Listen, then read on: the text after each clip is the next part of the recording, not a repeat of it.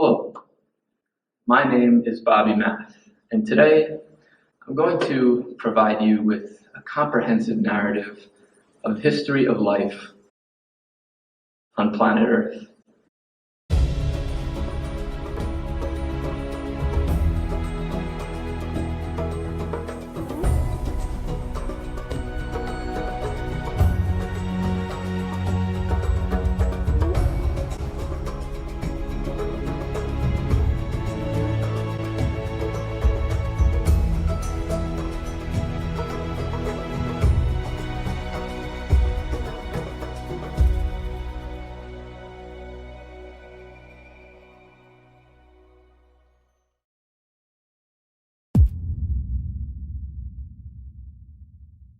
So without further ado, let's go back 4 billion years, where we begin our journey with the Archean Eon.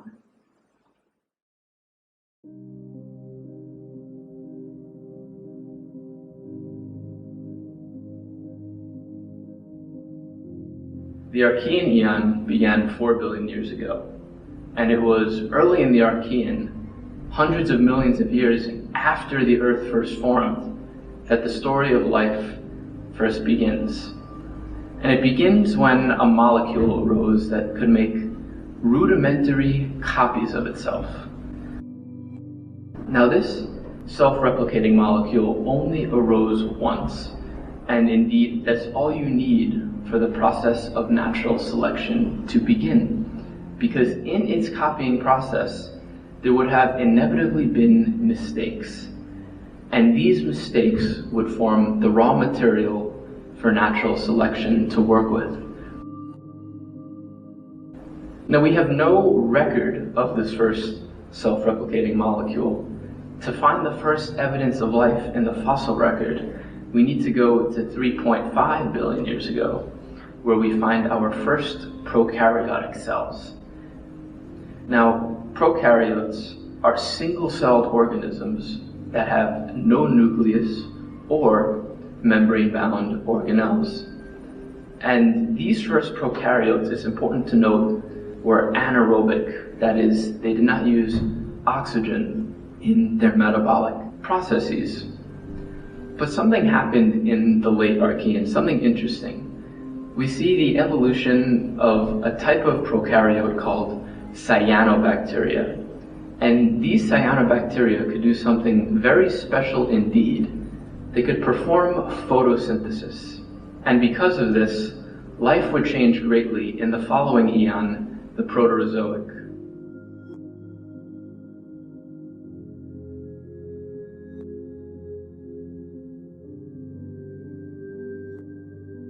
The Proterozoic eon began 2.5 billion years ago, and because of the cyanobacteria that had evolved in the late Archean, oxygen began to accumulate in the atmosphere because in the process of photosynthesis, oxygen is released as a byproduct. So the atmosphere became filled with oxygen. And this was important because it was toxic to the anaerobic organisms that had dominated life prior. And it fueled the rise of aerobic organisms that did use oxygen in their metabolic processes. Now, 1.8 billion years ago, one of these aerobic organisms, still a prokaryote, was engulfed by another prokaryote. And in this act of endosymbiosis, the first eukaryote was formed. The engulfed prokaryote became the mitochondria of the larger prokaryote. This ancestral eukaryote would go on to engulf yet another prokaryote, but this time a cyanobacterium. And this cyanobacterium would become the chloroplast of the larger new eukaryote. To this day, plants still use chloroplasts to conduct photosynthesis. Also in the Proterozoic, we have our earliest evidence of multicellularity. We know for a fact that multicellularity evolved many times independently so it must confer some significant benefits. One of the most important benefits is that it allows for a division of labor. Organisms could be more efficient with different cells specializing in different functions. With multicellularity having evolved, a whole new expanse of possibilities was open to life on Earth. Also in the Proterozoic, sexual reproduction evolves in eukaryotes. Now, characteristic of sexual reproduction is passing on only part of your genetic material, not all of it, as happens in asexual reproduction. We're not sure why sexual reproduction evolved. It's disadvantageous in that it's reproductively less efficient than asexual reproduction. But it's advantageous in that it could increase genetic variability and protect against passing on damaged DNA to offspring. Whatever the reason, sexual reproduction is the overwhelmingly dominant form of reproduction in eukaryotes today.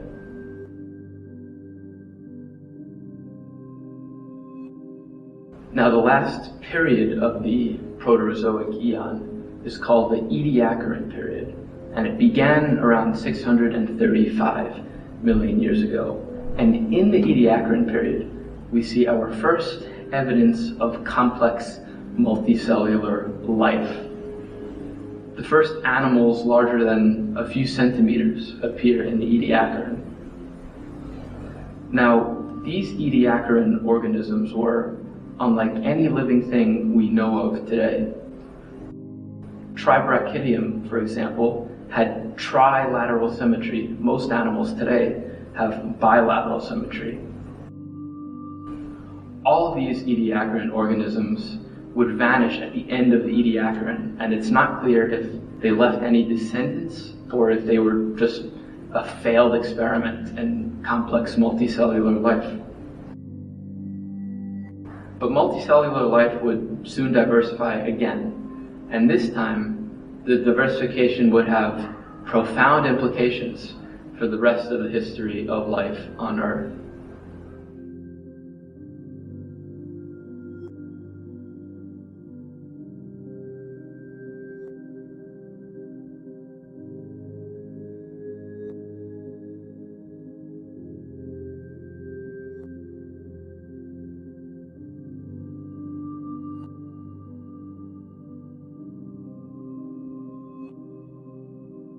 The Cambrian period began 541 million years ago, and it begins the Paleozoic era.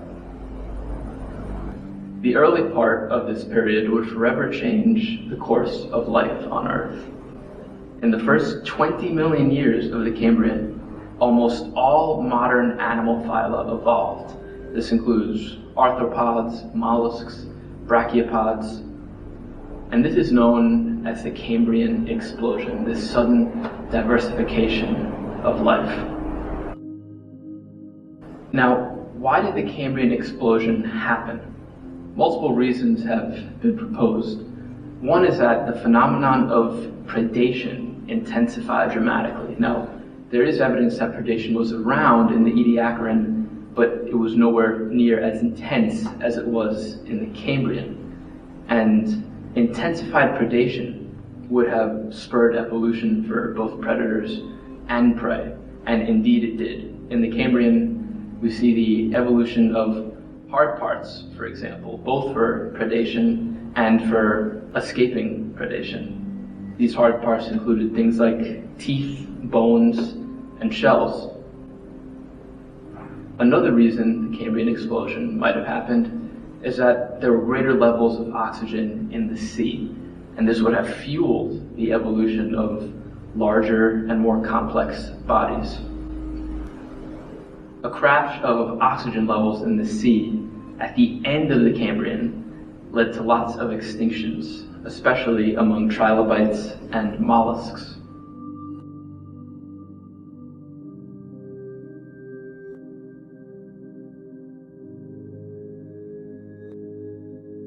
The Ordovician period began 485 million years ago. And it began with another vast diversification, but this time of the new phyla that had already evolved in the Cambrian. Marine life tripled in diversity. This diversification is known as the Great Ordovician Biodiversity Event, or GOBE. In the Ordovician, we find our first complete vertebrate fossils in the form of ostracoderms, a type of fish. The word ostracoderm literally means shield skin, and indeed these fish were armored by bones in the skin.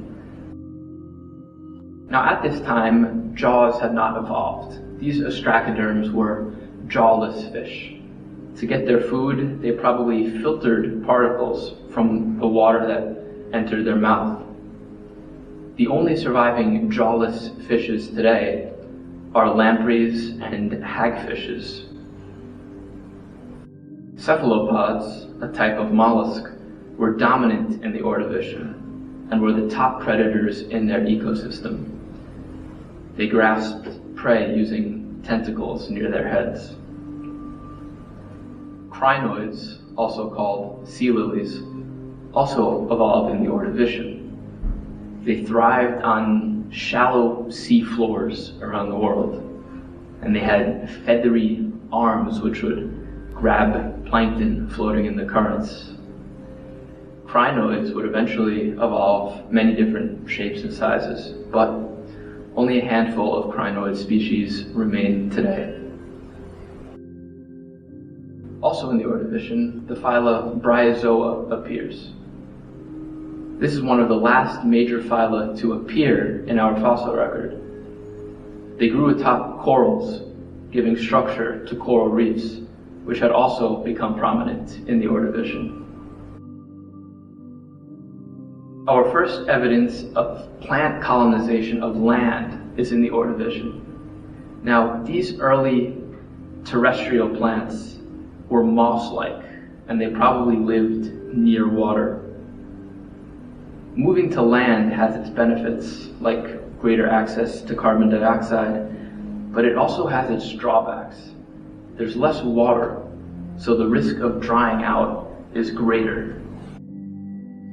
These early terrestrial plants were also likely small, as they had not yet evolved support structures to help them cope with the newfound phenomenon of gravity.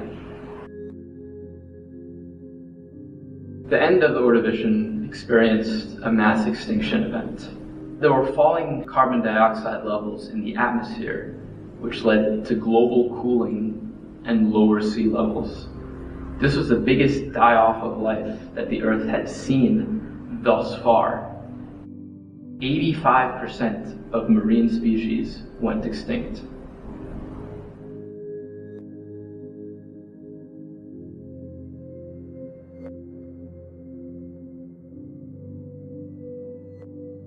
The Silurian period began 444 million years ago, and in it, several major evolutionary events happened on land.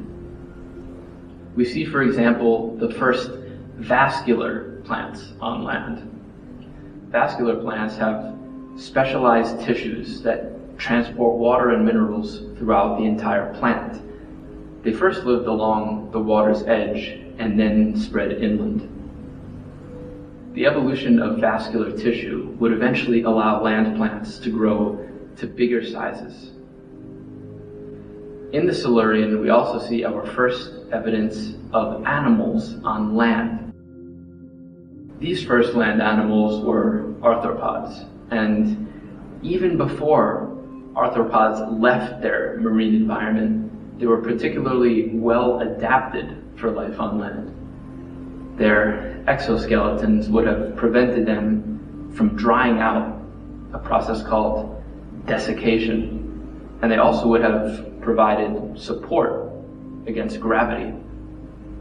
These initial terrestrial arthropods were likely relatives of spiders and millipedes. Jawless fish, like ostracoderms, spread rapidly in the Silurian. But also in the Silurian, we see the evolution of jawed fish.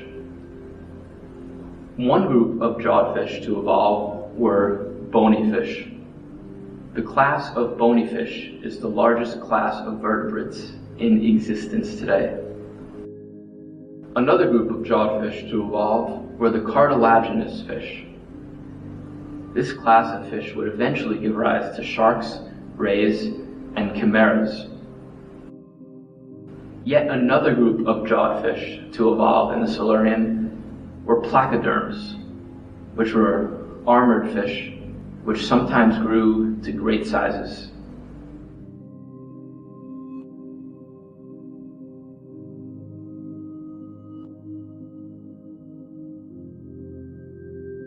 The Devonian period began 419 million years ago, and it's often called the Age of Fishes because of the great diversity of fish in this time period. All of bony fish, cartilaginous fish, and placoderms diversified greatly in the Devonian and played crucial roles in their ecosystems. Now, a pivotal evolutionary transition happened in the Devonian, that from fish to tetrapods. Tetrapods are four-limbed animals, which include all existing and extinct amphibians, reptiles, birds, and mammals. They evolved from a group of bony fish called lobe-finned fish. To see what the fish to tetrapod transition might have looked like, we can turn to the creature Tiktaalik, which is an intermediate between fish and tetrapod, a precious transitional form in our fossil record. Like a fish, Tiktaalik had gills, scales, and fins, but like a tetrapod, it had a functional neck as well as thick ribs which helped support it on land. After Tiktaalik, the first true tetrapods would evolve in the form of amphibians. In the Devonian, the first major land ecosystems evolved. We see, for example, the evolution of ferns and trees. Archaeopteris, with its wooden trunk, was one of the earliest trees and was dominant globally in this period. By the late Devonian, plants grew to be quite large. Previously, plants didn't grow more than a few centimeters. Growing large was made possible by the evolution of advanced vascular systems, which I mentioned before. Arthropods continued to diversify on land in the Devonian. We see the first insects evolving, although at this time they were flightless. We also know for a fact that there were fungi on land in the Devonian. Fungi are eukaryotes, like plants and animals, and they function as decomposers in ecosystems. They cannot produce their own food, so they break down dead organic material around them to get their nutrition. There are multiple extinction episodes late in the Devonian. Among the extinctions were all the placoderms, as well as most trilobites. It was probably caused by a cooling climate due to falling carbon dioxide levels in the atmosphere, as well as a drop in oceanic oxygen levels.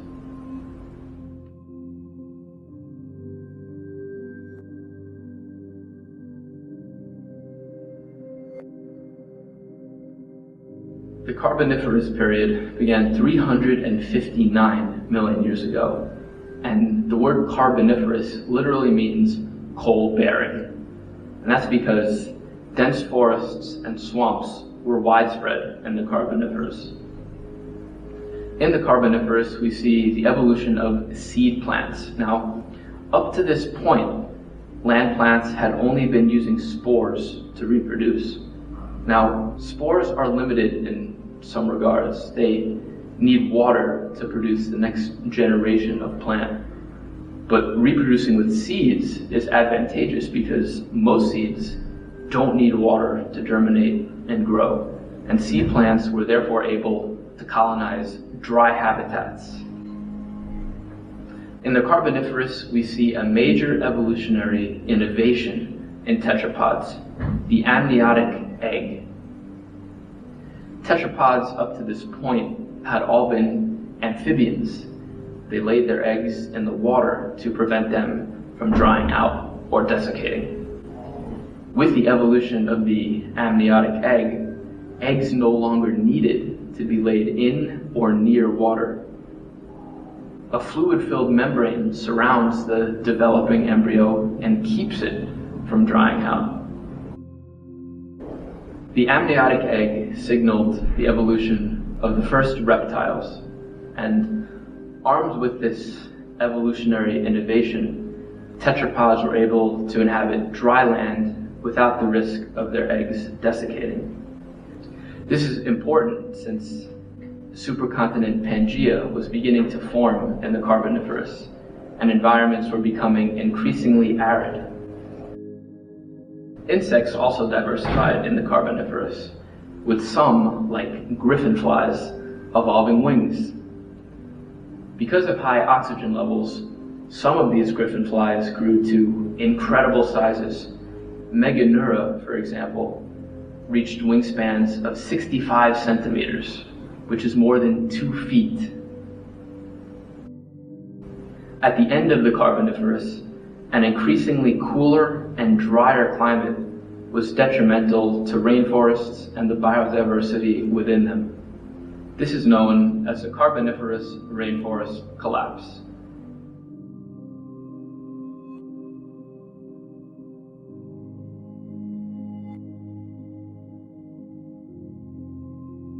The Permian period began 299 million years ago, and in the Permian, tetrapods grew into large herbivores and carnivores, which was accompanied by a great split in the amniote lineage. On one side of the split were synapsids, which were stem mammals or proto-mammals. They weren't quite mammals yet. Synapsids thrived greatly in the arid environment of the Permian, and some, like Dimetrodon, would grow to be quite large. On the other side of the split were the sauropsids, which included reptiles. In the Permian, there was also a significant shift in the herbivore-carnivore balance. In the early Permian, carnivores greatly outnumbered herbivores, despite there being an abundance of plants. But in the late Permian, large herbivores greatly outnumbered large carnivores. Why did it take so long for lots of large herbivores to evolve? One reason is that cellulose, which forms the cell wall of plant cells, cannot be digested by an animal alone. Microbiomes in the gut need to break down cellulose into sugars that the body can absorb. It took time for this microbiome to evolve. To this day, the ratio of herbivores to carnivores that was present in the late Permian is maintained. There are many more large herbivores than large carnivores. The Permian ended with the worst mass extinction in the history of life on Earth. Indeed, it was the closest life came to being wiped out entirely. Extensive volcanic activity gushed out lava over a period of hundreds of thousands of years, which devastated terrestrial life in some areas. But it also emitted dust and carbon dioxide. This dust contaminated the upper atmosphere and prevented photosynthesis from taking place, while the carbon dioxide warmed the planet and removed oxygen from oceans. 70% of all terrestrial species went extinct, and 96% of all marine species went extinct, including the last of the trilobites.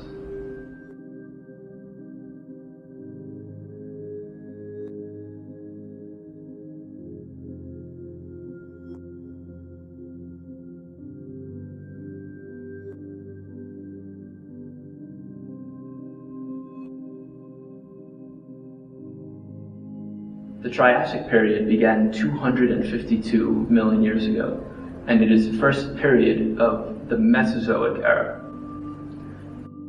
It began with the survivors of the extinction having a world to themselves with plenty of open niches. In the Triassic, we see the spread and diversification of archosaurs. Now, the Permian was dominated by sprawlers, animals with their legs splayed to the side. Archosaurs were reptiles that evolved legs that went straight down to the ground, directly below the organism. Among the archosaurs was a group called dinosauromorphs. They were strong-legged, dynamic organisms, and they could move faster and more efficiently than other archosaurs. The very first dinosaurs would evolve from these dinosauromorphs. Another group of archosaurs, called pseudosuchia, lived alongside the dinosaurs in the Triassic. They included Rauisuchians, which were top predators in most ecosystems, phytosaurs, which were long-snouted, semi-aquatic ambush predators, heavily armored herbivores called adosaurs, and crocodilomorphs, the group from which modern crocodiles evolved. Interestingly, pseudosuchians were actually more successful than dinosaurs in the Triassic, diversifying faster. Also in the Triassic, mammals evolved. Early mammal evolution involved a restructured lower jaw, a bigger brain, especially the regions that process touch and smell, and complex and varied teeth. In the Triassic, there is also the evolution of pterosaurs, which are flying reptiles. They were the first vertebrates to ever take flight. Their wings were formed by a membrane which attached to their elongated fourth finger. Primitive pterosaurs did have a tail and teeth, although some would lose these features over time. There is also the evolution of marine reptiles in the Triassic, which includes ichthyosaurs and plesiosaurs. A group of fish called teleosts evolved in the Triassic. Teleosts are bony fish with a symmetrical tail fin and extendable jaws. They make up over 90% of all fish species we know of today. The Triassic ended with a mass extinction. A spike in volcanic activity led to a rise in greenhouse gases and therefore temperature. Dinosaurs survived, but pseudosuchians, who had been more successful than the dinosaurs, were devastated. Dinosaurs would take advantage of vacated pseudosuchian niches in the next period.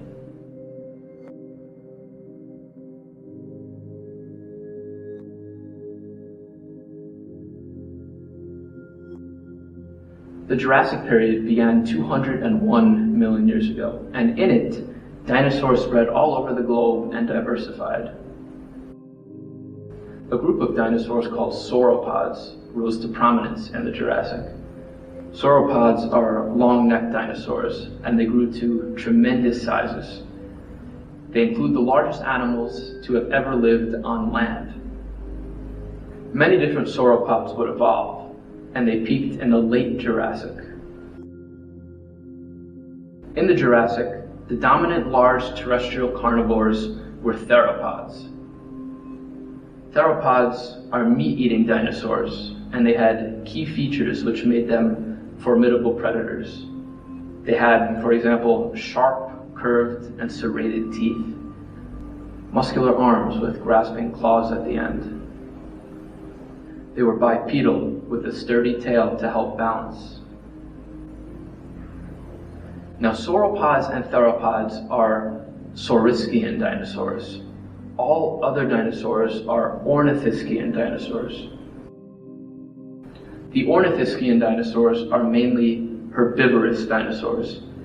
They had specialized teeth for chewing plants and a pelvic structure which facilitated the digestion of plant matter. Stegosaurs are examples of ornithischians in the Jurassic period. Mammals also diversified greatly in the Jurassic. They were small, and in many ecosystems, there were more mammal species than dinosaur species. Mammals evolved adaptations for many different styles of life, such as digging, swimming, and gliding from tree to tree. In the sea, teleosts continued to diversify, while ichthyosaurs, a group of predatory marine reptiles, reached their peak. In the Jurassic, there is also a major evolutionary transition, that from reptiles to birds. Birds evolved in the theropod dinosaur lineage. Remember theropods being those predatory meat-eating dinosaurs. And this evolution of birds began with a subset of theropods called paravians, which were stem birds. They had many of the features we associate with modern birds, like feathers and wings, but they probably couldn't fly well or at all. It's important to note that many aspects of the bird body plan did not evolve specifically for flight. Feathers, for example, likely evolved for insulation, and wings for display. Flight was just an eventual byproduct of these features.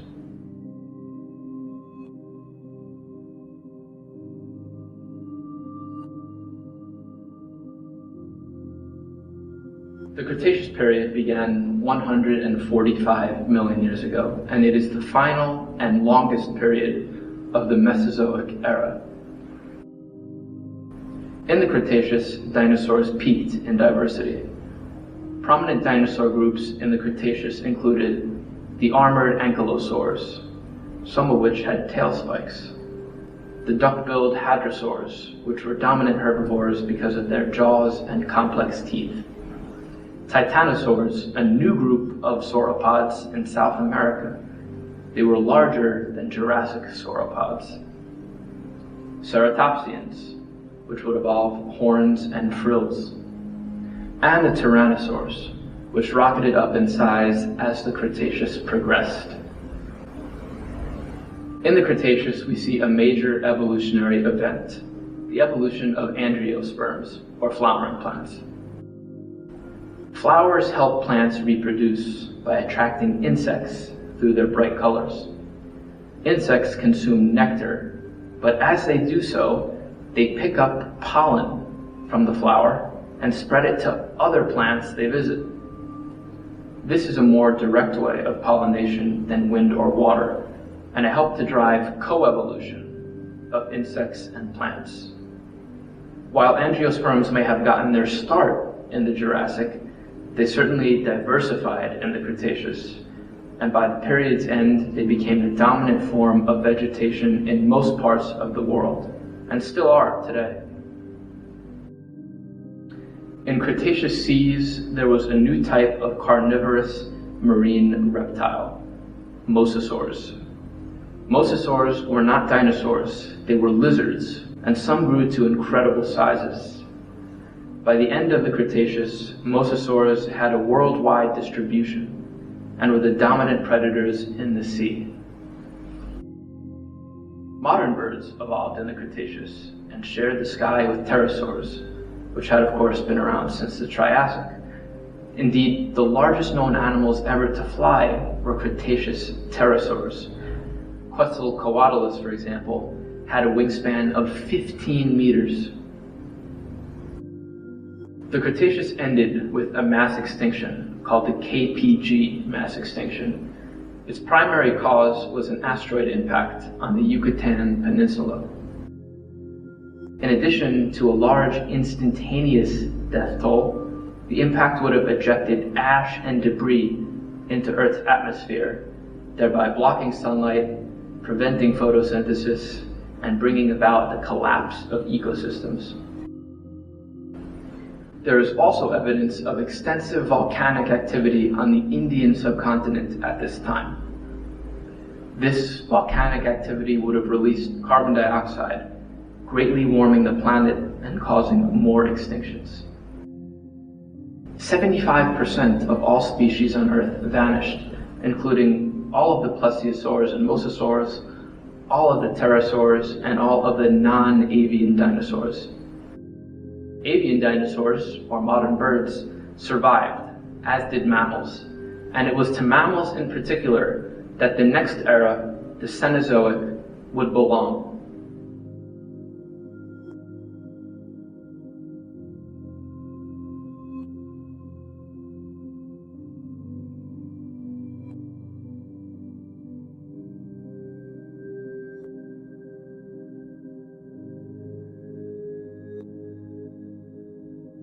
The Paleogene period began 66 million years ago, and it is the first period of the Cenozoic era.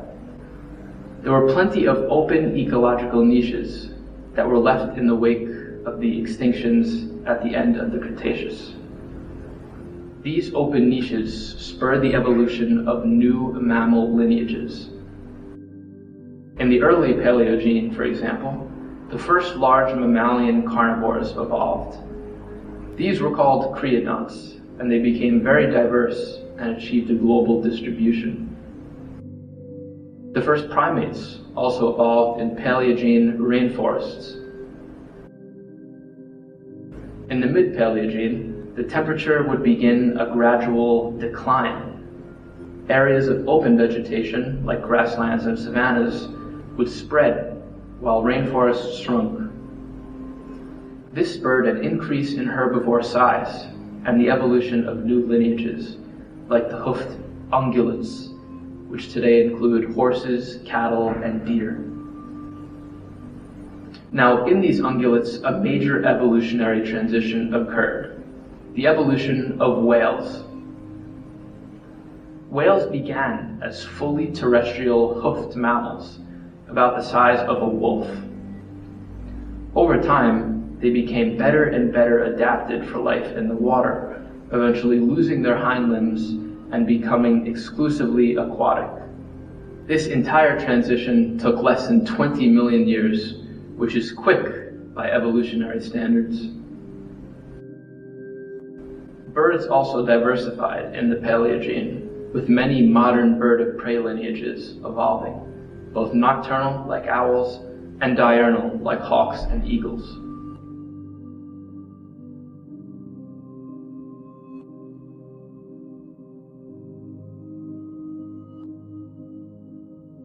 The Neogene period began 23 million years ago, and in the Neogene, species spread out.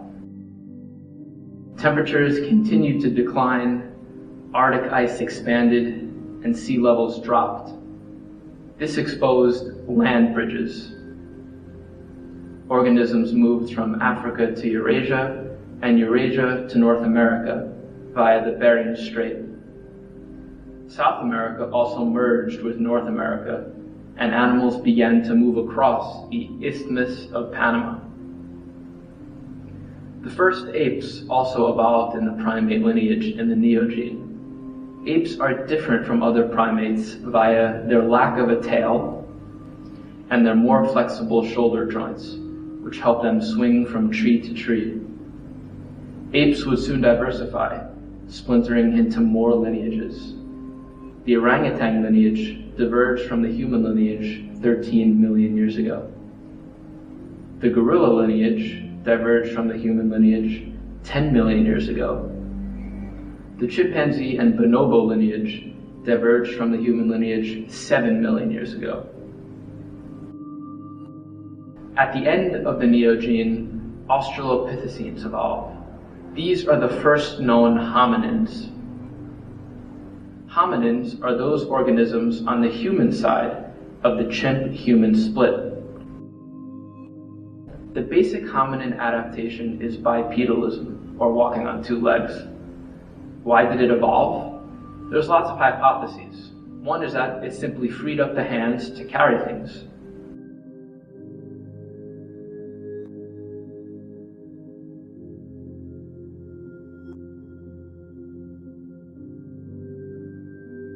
The Quaternary period began 2.58 million years ago, and in the Quaternary, we see the evolution of many very large mammals called the Pleistocene megafauna. Pleistocene refers to the first epoch of the Quaternary period. This megafauna included creatures like woolly mammoths and giant ground sloths. Now, why did the Pleistocene megafauna evolve? Well, quaternary climates were characterized by alternating glacial and interglacial periods. In fact, we are in an interglacial period in the Quaternary right now. Bigger bodies retain heat better than smaller ones, and this would have proven advantageous in the repeating glaciations of the Quaternary. In the Quaternary, the genus Homo diversifies after having evolved from the Australopithecines. There is no standard definition for what defines the genus Homo, but the first widely accepted member of it is Homo erectus. Homo erectus was enormously successful.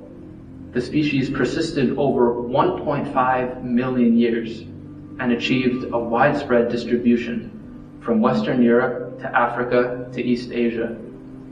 It was also the first species to control fire. Another member of the genus Homo, Homo sapiens, evolved in East Africa around 300,000 years ago. Soon after, this species of hominin would leave Africa, not uniformly, but in episodes. From Africa, it would go to the Eurasian and Australian landmasses, then on to North and South America, and finally the Pacific Islands. Lots of the Pleistocene megafauna, like the woolly mammoth, would go extinct in the late Quaternary. There are multiple theories why, like the spread of disease, climate change, but many of these large animals went extinct after Homo sapiens arrived. The sad reality is that human activity likely played a role in these extinctions. The activity of Homo sapiens continues to affect the environment today, with human-caused climate change, pollution, overexploitation, and habitat destruction all being detrimental to Earth's biosphere. We are now in a sixth mass extinction, and the extinction rate is only accelerating. The future health of Earth's biosphere depends on what we do now. It is necessary for each of us to be responsible inhabitants of this planet, recognizing that we are only one species of the countless many who depend on it.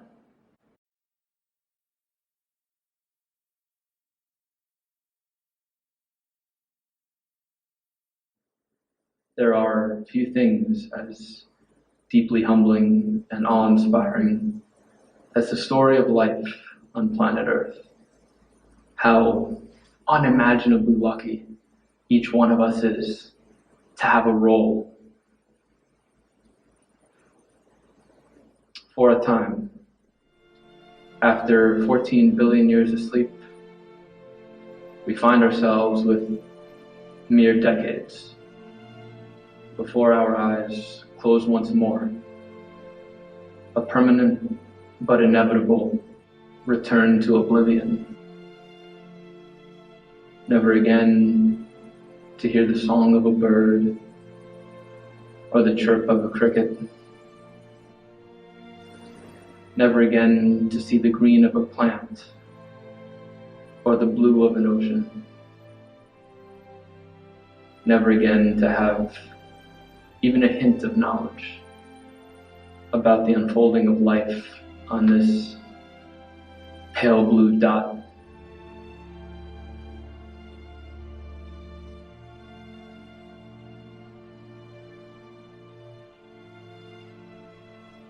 But the more you learn about nature, the more you realize that this story was never about the individual.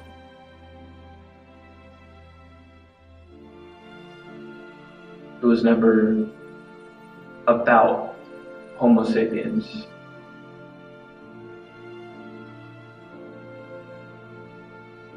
Nature forces us to look beyond our short-lived selves and to consider the bigger picture.